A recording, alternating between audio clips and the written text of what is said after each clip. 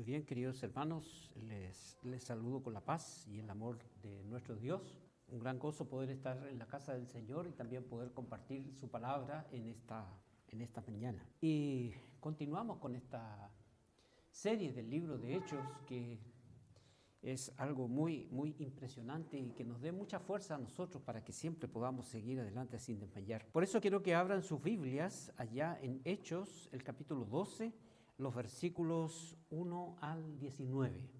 En aquel mismo tiempo el rey Herodes echó mano a algunos de la iglesia para maltratarles y mató a espada a Jacobo, hermano de Juan.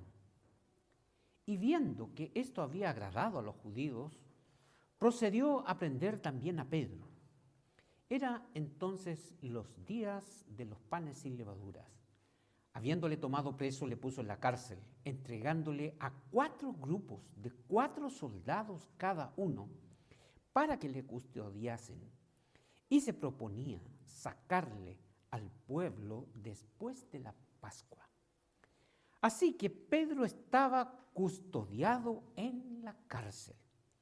Pero la iglesia hacía sin cesar oración por él. Y cuando Herodes le iba a sacar aquella misma noche, estando Pedro durmiendo entre 2 soldados, sujetos con 2 cadenas, y los guardas delante de la puerta que custodiaban la cárcel, y he aquí que se presentó un ángel del Señor y una luz resplandeció en la cárcel. Y tocando a Pedro en el costado, le despertó diciendo: levántate pronto. Y las cadenas se le cayeron de las manos. Le dijo el ángel: cíñate y átate las sandalias.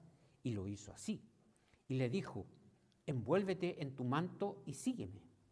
Y saliendo le seguía, pero no sabía que era verdad lo que hacía el ángel, sino que pensaba que veía una visión. Y habiendo pasado la primera y la segunda guardia, llegaron a la puerta de hierro que daba a la ciudad, la cual se les abrió por sí misma, y salidos pasaron una calle, y luego el ángel se apartó de él. Entonces Pedro, volviendo en sí, dijo: ahora mismo entiendo verdaderamente que el Señor ha enviado su ángel y me ha librado de la mano de Herodes y de todo lo que el pueblo de los judíos esperaba. Y habiendo considerado esto, llegó a casa de María, la madre de Juan, el que tenía por sobrenombre Marcos, donde muchos estaban reunidos orando. Cuando llamó Pedro a la puerta del patio, salió a escuchar una muchacha llamada Rode, la cual, cuando reconoció la voz de Pedro, de gozo no abrió la puerta, sino que corriendo adentro dio las nuevas de que Pedro estaba a la puerta. Y ellos le dijeron: estás loca. Pero ella aseguraba que así era.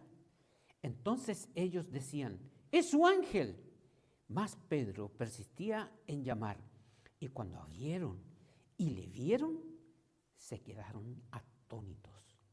Pero él, haciéndoles con la mano señal de que se callasen, les contó cómo el Señor le había sacado de la cárcel y dijo: haced saber esto a Jacobo y a los hermanos.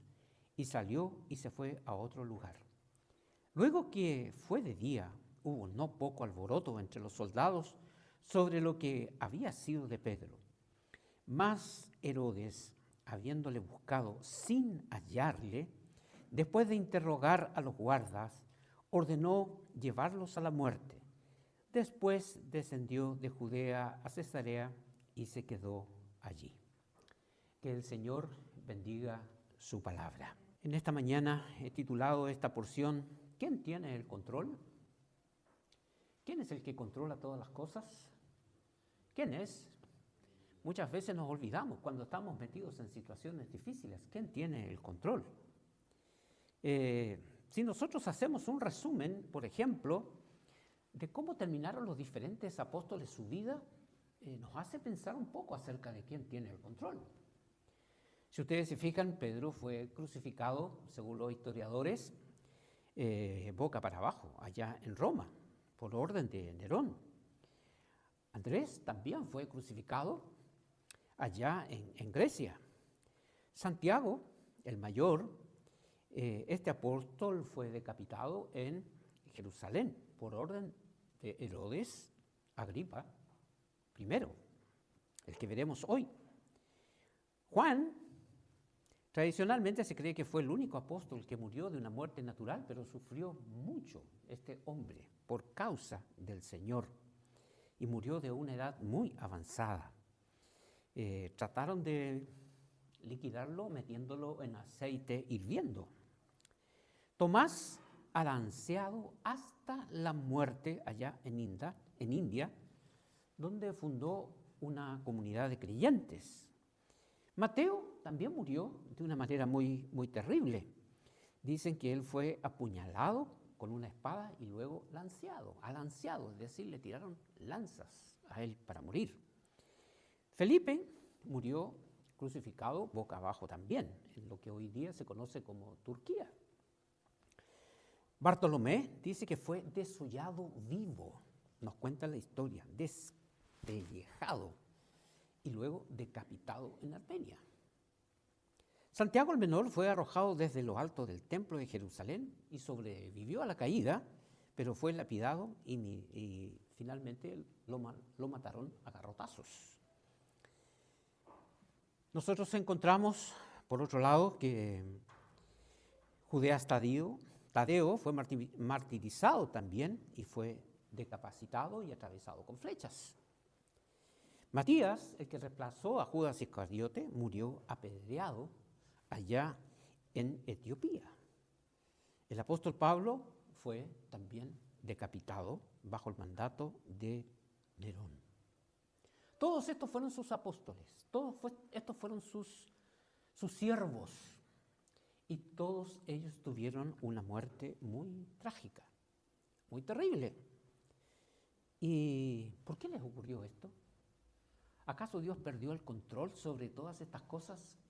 ¿Que los enemigos del Evangelio se ensañaron contra ellos? ¿Acaso Dios no pudo hacer algo? ¿Qué fue lo que pasó?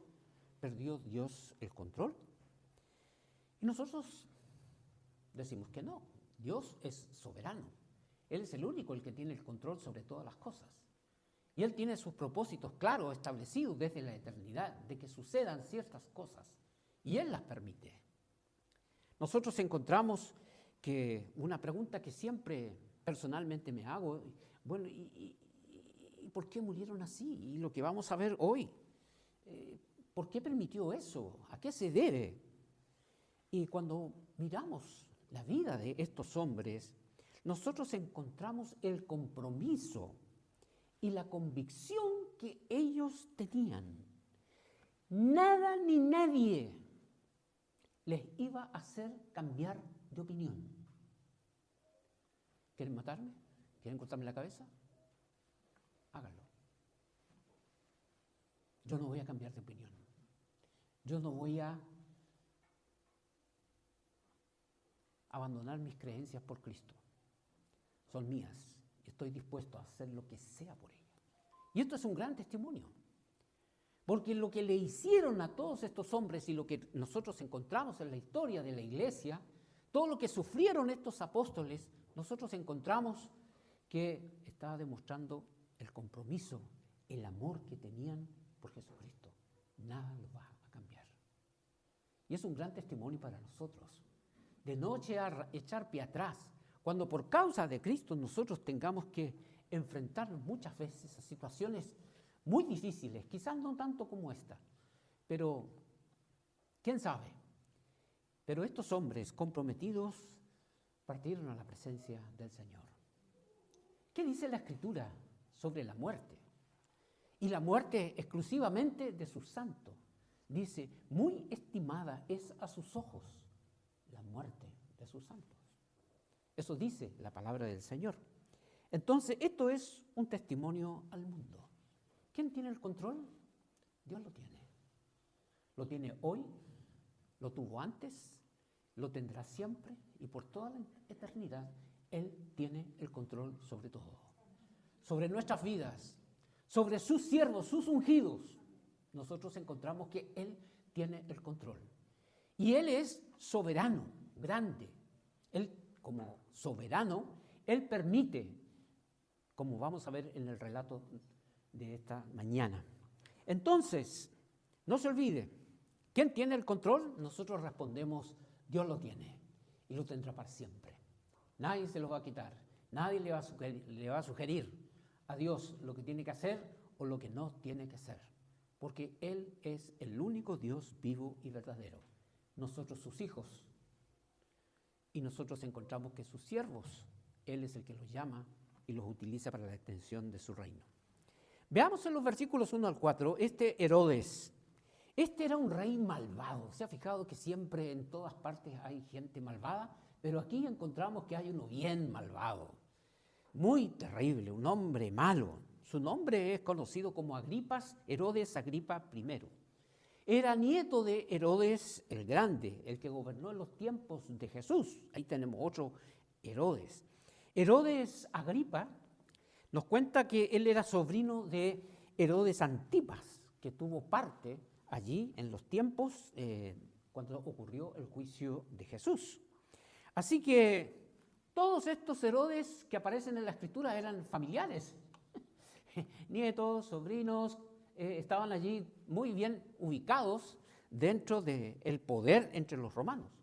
Estos hombres sencillamente eran descendientes de los macabeos que asumieron el poder real y eran parte también de la descendencia judía.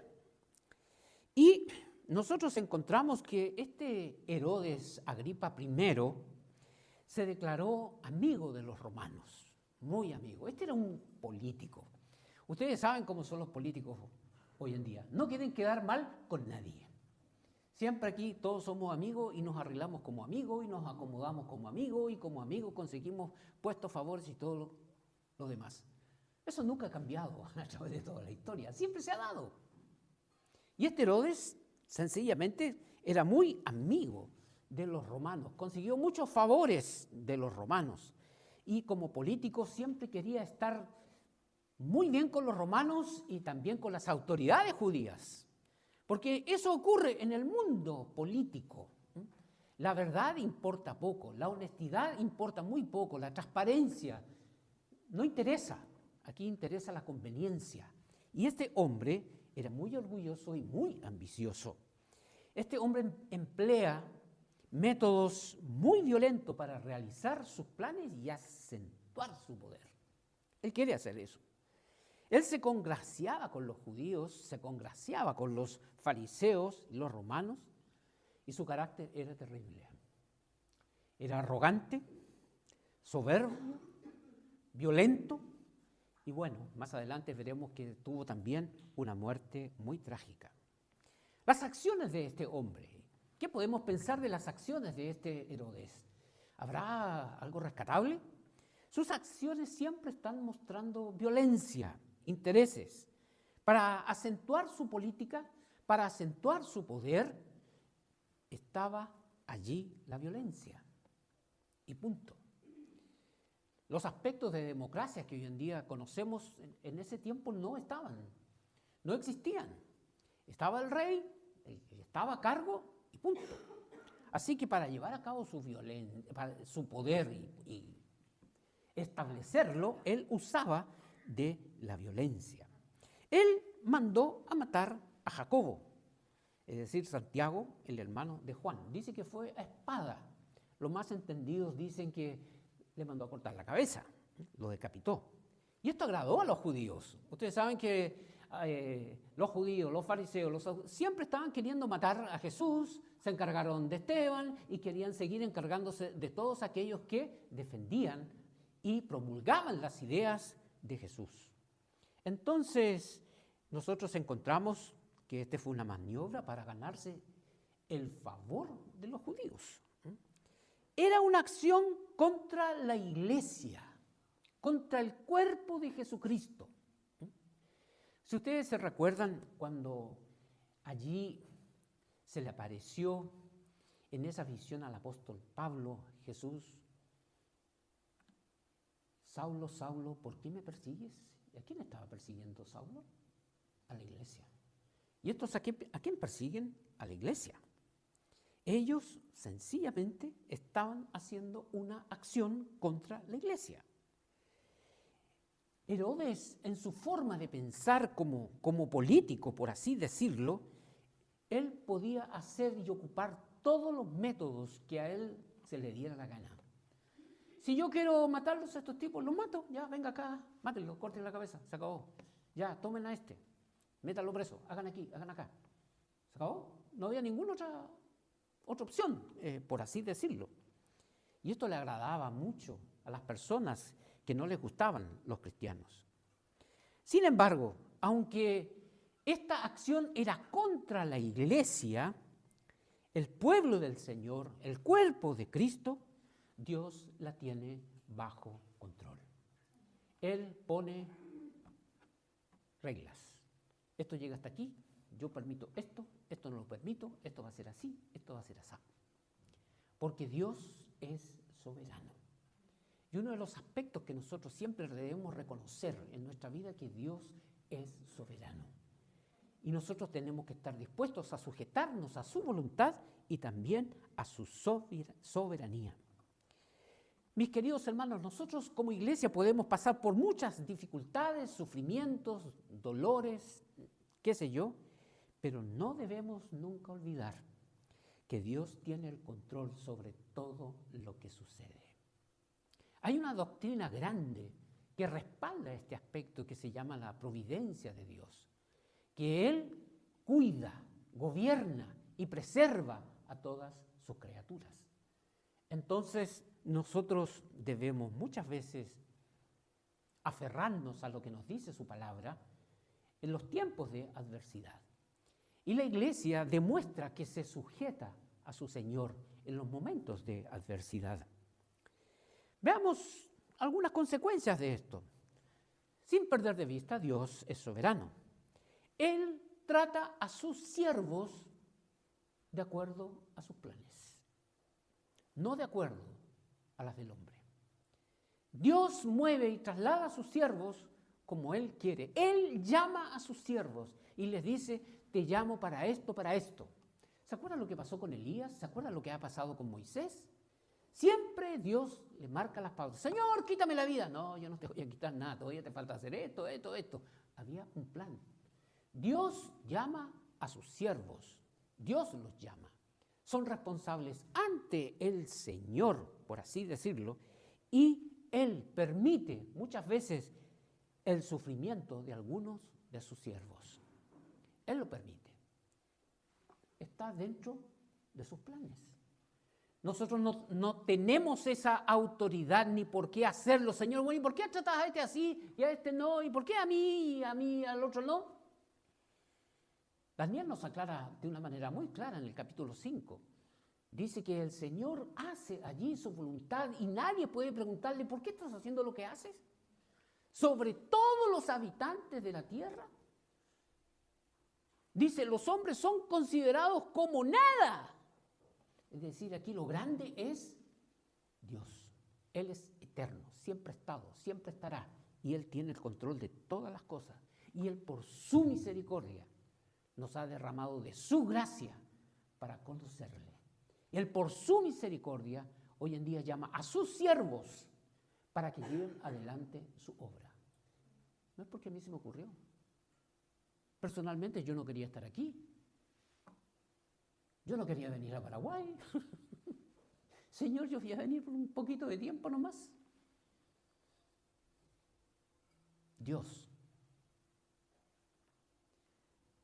es el que allí hace la obra de una manera soberana con sus siervos. Sus apóstoles tuvieron muertes trágicas, como ya hemos visto. Jacobo fue muerto. No fue salvado. ¿Y por qué no lo salvó Dios? Eso está en su soberanía, en su voluntad. Sin embargo, a Pedro lo salvó. El que le había negado, el que sencillamente había hecho muchas cosas en contra, Él lo salva de la cárcel, lo saca y lo mantiene con vida. Y uno puede decir, bueno, ¿y por qué a Pedro lo trata así y por qué a Jacobo no? Es que eso está en la soberanía de Dios. Él sabe por qué. Él tiene las razones perfectas de por qué Él hace eso. Nosotros debemos sujetarnos a su soberanía en este caso. Los siervos del Señor están bajo su autoridad y su ministerio es para su gloria. Y Dios pide cuentas directamente a sus siervos de lo que hacen. Somos sus siervos. Somos de Él. Podríamos decir, Él es el jefe. Uno puede decir, bueno, yo me mando solo. No. Los siervos de Dios no se mandan solos. No pueden dar un paso sin consultar a Dios. Ustedes en su trabajo, los que trabajan, ¿pueden llegar y tomar una decisión por sí solos, sin consultar con su jefe, sin ponerse de acuerdo con su jefe? Me parece que no. Bueno, los siervos del Señor tampoco pueden moverse sin consultarle al Señor de los señores. Solo Él sabe por qué a unos salva de la muerte repentina y a otros no. Solo nos queda allí lo que nos dice ese salmo que les mencioné al principio. Muy estimada a sus ojos es la muerte de sus santos. Muy bien, pero continuemos adelante con este relato tan interesante y tan profundo, porque tratamos y vemos algunos aspectos, por así decirlo, de cómo es Dios, la acción de la iglesia. La iglesia, nosotros encontramos que es una iglesia que está comprometida, y esa iglesia comprometida ora. Una iglesia que no tiene un compromiso con Dios no ora. Por eso damos gracias a Dios que nosotros nos juntamos a orar, por lo menos en las mañanas acá, al Señor, porque una iglesia que tiene un compromiso con Dios lo demuestra orando. Pedro es encarcelado para luego matarle. Oye, Pedro, el texto lo dice muy bien el relato que nosotros estuvimos viendo. Te meto preso y mañana o esta noche misma te mato. Ese es el asunto. ¿Cómo enfrentar esa situación? ¿Conseguir algún abogado? ¿Ir a los derechos humanos? No existían. ¿Protestar? ¿Ir a hablar con Herodes? Correr el riesgo a que te corten la cabeza inmediatamente. ¿Cómo enfrentar esa situación? Y esta es una gran enseñanza para la iglesia hoy en día. Quizás nosotros como iglesia hoy en día no nos estamos enfrentando a situaciones tan críticas como la que estaba pasando en aquella época, pero vendrán. Cuando se acerque la venida del Señor, vendrán.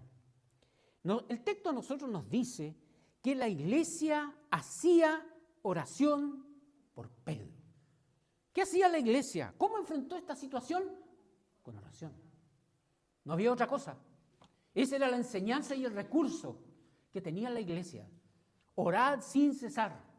Hay que ponerse a orar. No hay de otra. Pero es que a lo mejor podemos encontrar alguna solución. No va a haber otra solución. Acá ellos no tenían ninguna otra solución. El único camino era orar. Así que el texto dice que la iglesia hacía oración por Pedro. Dice la iglesia. Todos los que componen la iglesia. No dice los oficiales solamente, los presbíteros o el cuerpo de diáconos o los que están intercediendo, que ellos sean los encargados de hacer ese trabajo. No, dice que la iglesia en forma completa hacía oración por Pedro. Esteban ya había muerto. Encontramos aquí ahora a Jacobo, otro muerto. Y Pedro iba a ser el tercero. ¿Y qué vamos a hacer? ¿Qué podemos hacer? Entonces nosotros encontramos que la iglesia se puso a hacer oración. Pedro iba a ese destino también, a la muerte. Para allá iba Pedro. Esa misma noche lo iban a sacar para matarlo. Sin previo juicio, nada. La oración entonces es la llave que abre puertas frente a estas situaciones. Por eso, mis queridos hermanos, cuando leemos esta historia, este pasaje, esto debe llenarnos de un fervor, de una pasión, de una voluntad. Voy a orar con mis hermanos. Me voy a juntar a orar. Pasamos por imposibles, por situaciones complicadas. Ahí está la solución. Por ahí comienza la solución. Comenzar orando. Por eso es que la Biblia lo recalca una y otras veces y nos muestra el ejemplo de Jesús, nos muestra el ejemplo sencillamente de Pablo, nos muestra el ejemplo de la iglesia primitiva que siempre estaba en oración, en el templo, a la hora de la oración, en las casas. ¿Qué hacían? Oraban, oraban, oraban. Y lo hacían por voluntad propia, se juntaban por voluntad propia. Tenemos que orar, sí, bueno, ya vamos a orar. La oración, mis queridos hermanos, muestra sujeción a Dios. La oración nos está mostrando que yo confío en Dios. Señor, hablo contigo y te planteo esta situación porque tú tienes la autoridad y el poder para hacer lo que nosotros no podemos hacer. Eso muestra la oración. Nos sujetamos a Él. Muestra humildad. Señor, nosotros no podemos. Por eso te clamamos. Por eso te pedimos, para que tú obres. Y nosotros encontramos que la iglesia entonces comenzó a orar. Y mis queridos hermanos, cuando la iglesia comienza a orar, las cosas comienzan a cambiar. Porque Dios comienza a actuar. Comenzó a orar la iglesia y comenzó a cambiar todo. La iglesia tiene que interceder por sus siervos. Aquí la iglesia muestra que intercede y hace oración por Pedro, un siervo, un apóstol del Señor, un predicador. La iglesia no se queda quieta. Bueno, vos Pedro, sos siervo del Señor y el Señor sabrá cómo se la arregla contigo. No. Aquí encontramos que la iglesia juega un papel muy importante con los siervos. Toma de las almas dadas por Dios, que es la oración, y ellos comienzan a orar por Pedro. Los siervos del Señor necesitan el apoyo de oración de la iglesia. Los pastores, los presbíteros, nosotros no somos Superman, no somos superhombres. Somos hombres de carne y hueso, sujetos también a muchas pruebas, dolores y tentaciones. Y necesitamos el respaldo de la oración de ustedes en todo tiempo. Por eso es que Pablo le dice a los de Tesalonicenses, allá en el capítulo 5, versículo 25, hermanos, orad por nosotros. Por favor, hermanos, oren por nosotros. Porque tenemos una gran responsabilidad frente a Dios. Tenemos el cuidado de las almas que Dios nos ha puesto para guiarles, para nutrirles, para hacerles de ejemplo, para apoyarles, para consolarles. Y eso no es una tarea sencilla y fácil. La iglesia, mis queridos hermanos, no usa de la violencia. No podemos usar violencia. La iglesia no usa de influencias. Tampoco podemos usar de influencias. La iglesia no está para hacer huelgas, para hacer paros, para hacer protestas. Esos no son los caminos de la iglesia. La iglesia no ofreció dinero ni favores. La iglesia se puso a orar. Y esa es nuestra gran enseñanza para hoy. Debemos colocarnos a orar. Nosotros podemos hacernos una siguiente pregunta. ¿Cómo estamos enfrentando nuestros desafíos hoy en día como iglesia? ¿Cómo estamos enfrentando el servicio que nosotros tenemos que realizar como iglesia? ¿Cómo lo estamos haciendo? Y esto nos debe despertar de una u otra forma para que nosotros nos demos cuenta que para enfrentar nuestros desafíos como iglesia, el primer paso es que yo me ponga a orar con mis hermanos, así como la iglesia lo hacía por Pedro. ¿Qué hace? ¿Qué ocurre cuando la iglesia ora? Bueno, Dios responde la oración. A Dios le encanta escuchar la oración de su pueblo. Cuando nosotros nos juntamos y oramos juntos, Dios se deleita en eso, le gusta, le agrada. ¿Me entiende? Eso es maravilloso lo que ocurre. Entonces, cuando la iglesia ora, hay respuestas, hay milagros, cosas que nosotros no esperábamos. Hay acciones maravillosas de Dios. Pedro estaba preso, y bien preso, bien custodiado. Me llama la atención.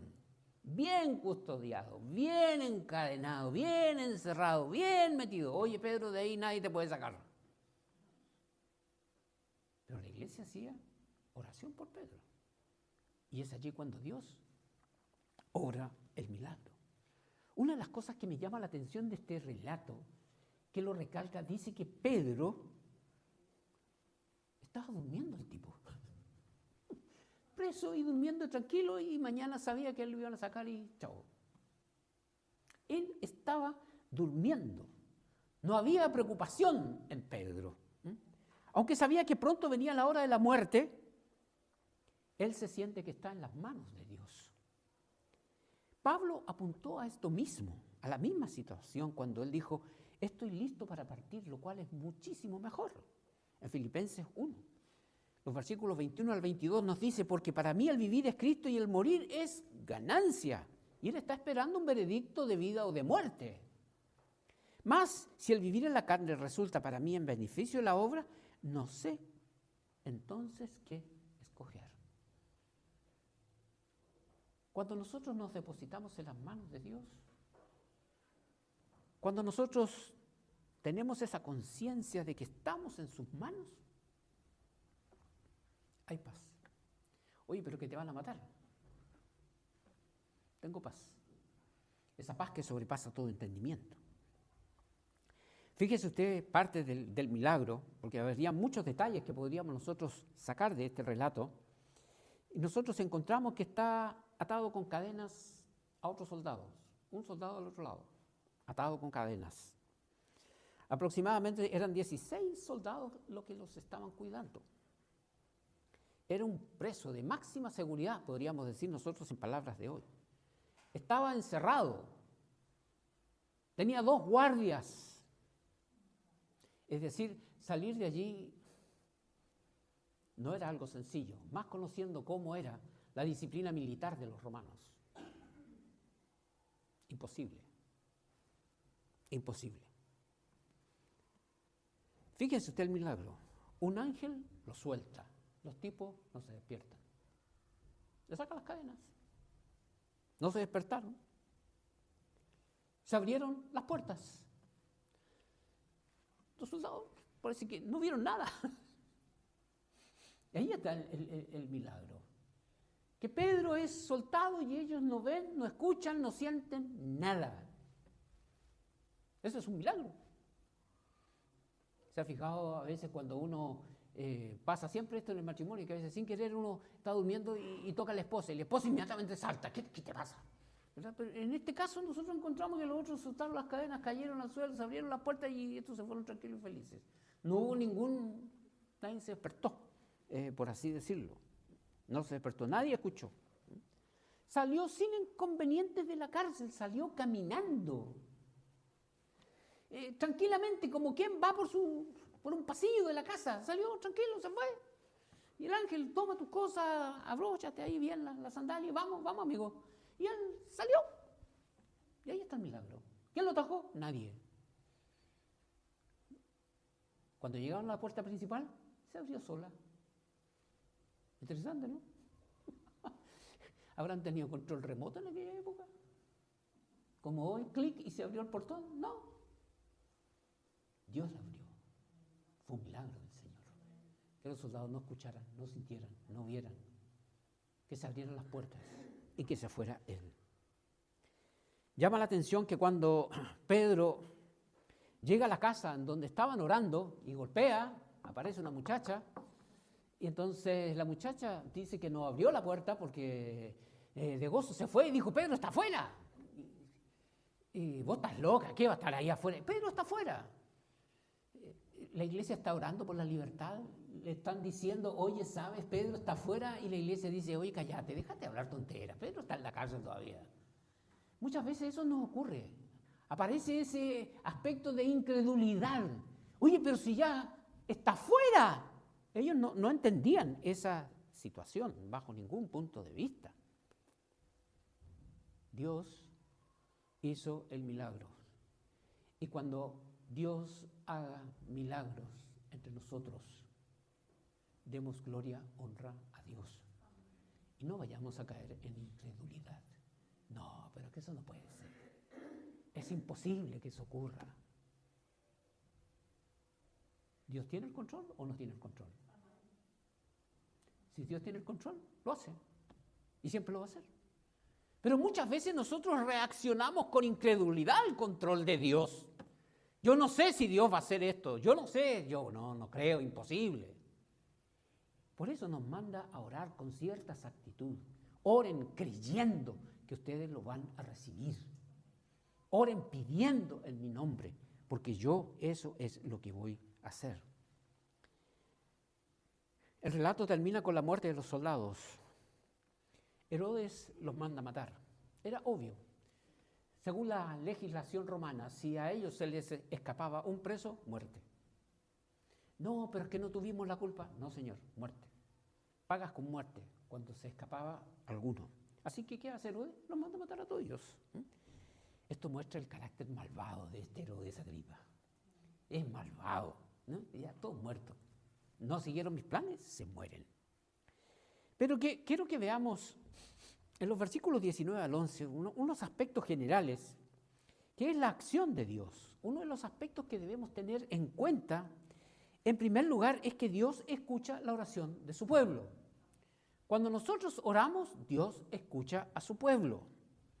Y nosotros podemos ver algunos aspectos, pero solamente quiero mencionar dos que son importantes, que debemos tener en cuenta como iglesia para que la oración sea escuchada. La primera está en 2 de Crónicas 7:14. Si se humillare mi pueblo, sobre el cual mi nombre es invocado, y oraren y buscaren mi rostro, se convirtieren de sus malos caminos, entonces yo oiré desde los cielos. Perdonaré sus pecados y sanaré su tierra. Nosotros como iglesia tenemos que tomar en cuenta esta situación. Nosotros tenemos que llevar una vida consecuente como hijos de Dios y tomar allí de una manera muy nuestra este texto. El Señor escucha a un pueblo humillado. Escucha a un pueblo que ora, que busca su rostro, que se convierte de los malos caminos, que se arrepiente. Entonces yo oiré. Entonces voy a oír. Por otro lado, Dios mismo dice que escucha a su pueblo, pero en 1 de Juan 5:14 encontré este texto tan maravilloso y dice, y esta es la confianza que tenemos en Él, que si pedimos alguna cosa conforme a su voluntad, Él nos oye. ¿Y cuál es la voluntad de Dios? Como iglesia, ¿qué es lo que tenemos que tener en cuenta? Que esto le importa a Dios y es su voluntad. En primer lugar, Dios tiene un gran interés en la salvación. Un interés muy grande. Dios es el que inventa la salvación desde la eternidad. Estableció lo que se llama el pacto de redención. Es decir, es un acuerdo entre las personas de la Trinidad para salvarnos. Entonces, Él tiene un interés en la salvación. Y encontramos allí que hay muchos textos que apoyan este aspecto de este pacto de redención que nosotros tenemos que hacer. Y nosotros vemos, mis queridos hermanos, que el Señor quiere, por ejemplo, en cuanto a la evangelización, quiere que todos lleguen a la salvación, dice 1 de Timoteo 2:4. Quiere que todos los hombres sean salvos y vengan al conocimiento de la verdad. Se les invita a creer en el Evangelio. Dios tiene un interés en la evangelización y Él mismo interviene milagrosamente para que esto se lleve a cabo. Eso es lo que vemos nosotros en el libro de Hechos. Él manda a sus ángeles, anda y dile a este que vaya acá, que venga acá, que haga esto. Por lo tanto, mis queridos hermanos, Dios tiene en su mente y en su corazón la evangelización. Nosotros tenemos que sujetarnos, ponernos en línea con eso en todo momento. Tenemos que orar para que nosotros nos utilice como instrumentos de su gracia, para que nosotros estemos dispuestos a llevar la semilla del Evangelio a otro. A eso Él le encanta, a eso Él le gusta, a eso Él le apoya. Es algo que yo le puedo decir, Señor, ¿a quién quieres que le hable hoy? Y el Señor te lo va a decir, anda a este. Y tú te vas a dar cuenta que quiere hablarle. Si la persona a la cual tú le hablas no te escucha, ya no es tu problema. Es Dios el que hace eso. La voluntad de Dios es que prediquemos y hagamos discípulos porque Él está con nosotros en esta tarea. Mis queridos hermanos, finalmente este relato nos cuenta que Pedro reconoció el milagro de Dios. Él dice una expresión muy grande en este relato: me ha librado de la mano de Herodes. No era el tiempo de partir de Pedro todavía. Dios lo liberta y Dios manda a sus ángeles para obrar un milagro porque ha escuchado la oración de su iglesia y Él tiene interés en la obra de la evangelización. Cuando uno piensa en todo lo que va a hacer Pedro después, todo se enmarca a su obra. Herodes muy furioso, mucha confusión al final, pero nosotros debemos tener en cuenta y debemos agradecer que Dios es el que tiene el control de todas las cosas. Yo obedezco y me sujeto, reconozco su soberanía. Él tiene el control, no el hombre, no la tecnología de hoy, no la inteligencia artificial, la tiene Dios. Él tiene la última palabra en todos. ¿Crees esto, mi querido hermano? ¿Crees esto? ¿Estás dispuesto a seguir las normas de Dios en cuanto a la oración? ¿Has considerado de decirle, Señor, quiero ser un instrumento en tus manos? Úsame, Señor, para que yo pueda transmitir a otros tu palabra. Dios tiene el control de todo y pongámonos en sus manos, que Él escucha la oración de su iglesia y obra milagros para honra y gloria de Él. Oremos. Amado Padre, te alabamos y te damos gracias por este tiempo. Gracias por tu palabra. Gracias por este relato, Señor, que vemos tu gran poder, tu soberanía. Está todo en tus manos. Señor, ayúdanos, por favor. Ayúdanos para que todo esto lo llevemos a cabo para gloria de tu santo nombre. Señor, te ruego todo esto en el nombre de Cristo Jesús. Amén.